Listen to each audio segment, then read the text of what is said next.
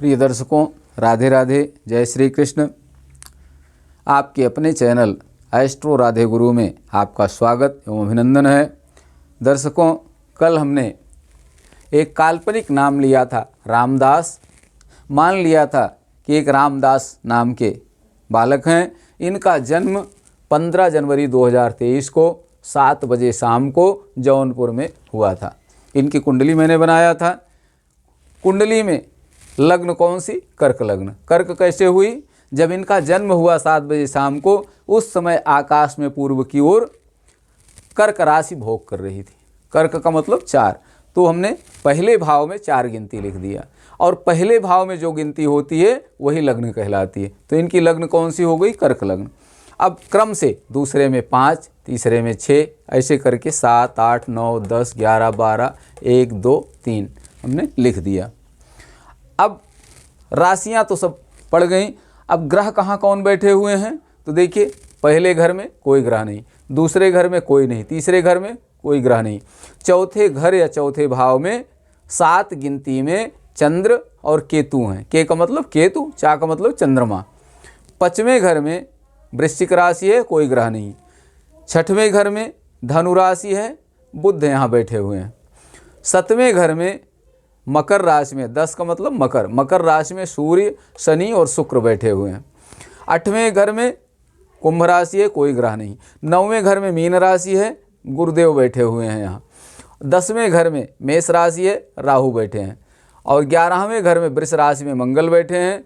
और 12वें घर में मिथुन राशि है, यहाँ कोई ग्रह नहीं बैठे। तो अब देखिए, सब 9 ग्रह हो गए कि नहीं? सूर्य, चंद्र, मंगल, बुध, गुरु, शुक्र, शनि, राहु और केतु, 9 ग्रह स्थापित हो गए। अब ये आपका जन्मांग बन गया। रामदास का जन्मांग कंप्लीट हो गया, कुंडली कंप्लीट हो गई। अब जब जन्म होता है किसी का, तो लोग 2-3 प्रश्न करते हैं। पहले पूछते हैं, महाराज ये बताइए कि मूल तो नहीं है। मूल से लोग बहुत घबराते हैं। तो 27 नक्षत्र हमने आपसे बताया था। अश्वनी, भरणी, कृतिका, रोहिणी, मृगशिरा, आर्द्रा, पुनर्वस, पुख, आश्लेषा, मघा, पूर्वा फाल्गुन, उत्तरा फाल्गुन, हस्त, चित्रा, स्वाति, विशाखा, अनुराधा, ज्येष्ठा, मूल, पूर्वाषाढ़, उत्तराषाढ़, श्रवण, धनिष्ठा, शतभिग, पूर्व भाद्रपद, उत्तर भाद्रपद, रेवती, 27 नक्षत्र थे। इन 27 नक्षत्रों में 6 नक्षत्र ऐसे हैं जो मूल के होते हैं। तो मूल के नक्षत्र कौन कौन से हैं? मूल के नक्षत्र हैं अश्वनी,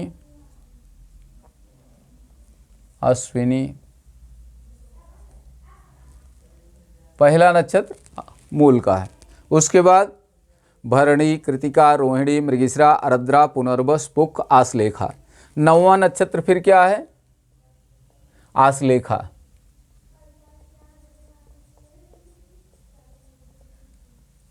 ये मूल का नक्षत्र है। 10वां मूल का है मघा। आश्लेषा के बाद मघा। पूर्वा फाल्गुन, उत्तरा फाल्गुन, हस्त, चित्रा, स्वाति, विशाखा, अनुराधा, ज्येष्ठा। ज्येष्ठा मूल का नक्षत्र है। कौन सा पड़ेगा ये? मघा 10 हो गया। 11 मघा, पूर्वा फाल्गुन, उत्तरा फाल्गुन, हस्त, चित्रा, स्वाति, विशाखा, अनुराधा, ज्येष्ठा। ज्येष्ठा कौन सा नंबर हुआ? 10, 11, 12, 13, 14, 15, 16, 17, 18। 18वां नक्षत्र ज्येष्ठा है। ये ज्येष्ठा जो है मूल का नक्षत्र हो गया। ज्येष्ठा मूल 19वां नक्षत्र। ये स्वयं मूल, इसका नाम ही है मूल। ज्येष्ठा मूल, पूर्वाषाढ़, उत्तराषाढ़, श्रवण, धनिष्ठा, शतभिग, पूर्व भाद्रपद, उत्तर भाद्रपद, रेवती। अंतिम नक्षत्र जो है रेवती, मतलब 27वां नक्षत्र, ये भी मूल का नक्षत्र है, रेवती। ये 6 नक्षत्र अश्वनी, आश्लेषा, मघा, ज्येष्ठा, मूल और रेवती, ये मूल के नक्षत्र हैं। अगर इन नक्षत्रों में किसी का जन्म हुआ है, अश्वनी 3, हाँ, इन नक्षत्रों में अगर किसी का जन्म हुआ है तो ये कहा जाता है कि बालक मूल में उत्पन्न हुआ है, 27 में पैदा हुआ है। तो अब ये देखना है क्या रामदास का जन्म किस नक्षत्र में हुआ है, इन 6 नक्षत्रों में है कि इसके बाहर है, कैसे पता चलेगा? अब इसको आप जो है कुंडली अपनी खोलिए। जब आप कुंडली को ओपन करेंगे तो पहले तो आपकी लग्न दिखाई देगी, उसके बाद नवमांश लिखा हुआ है, बढ़ाते जाइए, चंद्र कुंडली, फिर क्लाउड, उसके आगे चलित, उसके आगे ग्रह स्थिति। अब ग्रह स्थिति जब आप खोलेंगे तो उसमें एक तरफ लिखा हुआ है ग्रह, फिर राशि, अंश, नक्षत्र, पद। तो ग्रह के नीचे देखें चंद्रमा कहाँ है, राशि के नीचे देखें चंद्रमा के सामने कौन सा है, तुला राशि। यहाँ से भी पता चला आपको कि यहाँ तुला राशि है इनकी। उसके बाद और आगे बढ़ेंगे, अंश बल लिखा हुआ है, फिर और आगे बढ़ेंगे नक्षत्र के नीचे तो चंद्रमा के सामने नक्षत्र के नीचे चित्रा लिखा हुआ है, इसका मतलब इनका चित्रा नक्षत्र का जन्म है। फिर उसके आगे और बढ़ेंगे तो 4 लिखा हुआ है चित्रा के आगे, इसका मतलब चित्रा चतुर्थ चरण का इनका जन्म है। रामदास का जन्म चित्रा चतुर्थ चरण में हुआ। तो अब इनमें से चित्रा कोई है 6 नक्षत्र में?